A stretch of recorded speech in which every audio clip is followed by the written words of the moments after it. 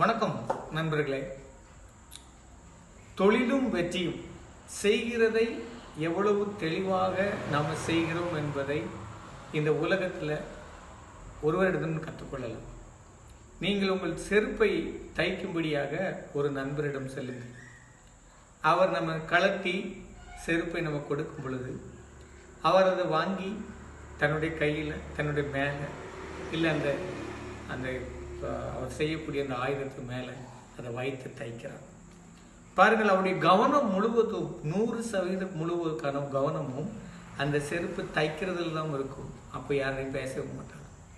காரணம், அவர் அந்த எந்த இடத்துல தைக்க வேண்டும், எந்த இடத்துல ஊசி கொடுக்க வேண்டும், எந்த இடத்துல பிடிக்க வேண்டும் என்று பிடித்து முழு கவனத்தையும் அவர் அந்த வேலையில் சரியாக செய்தால்தான் அது பொருந்தி நிற்கும்.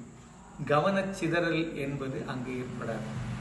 இல்லை என்றால் அது செருப்பு தைக்க முடியாது. அவரிடத்தில் நாம் கற்றுக்கொள்ள வேண்டிய ஒரு விஷயம், ஒரு வேலையை முழு கவனமாக நாம் எப்படி செய்ய வேண்டும் என்கிறதை நாம் அவரிடந்து கற்றுக்கொள்ளலாம். கொடுக்குற காசுக்கு அவர் வேலை செய்யலாம்.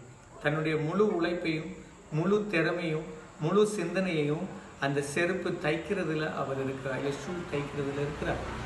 அதை நம்ம கற்றுக்கொள்ள வேண்டும். அப்போ அதுதான் வெற்றி கொடுக்கறதுக்கு, அதுதான் அவருக்கு அந்த வெற்றி கொடுக்குற அந்த வேலை. அதுபோல் நம்முடைய வேலையையும் நாம் செய்கிற தொழிலையும் முழு கவனமும் சிதறாமல் அவரிலிருந்து நம்ம கற்றது போல செய்தோமானால் முழுவதும் வெற்றி கிடைக்கும். நமக்கு நம்முடைய வேலையில் செய்து பாருங்கள், உங்களுக்கும் வெற்றி உண்டாகும். நன்றி.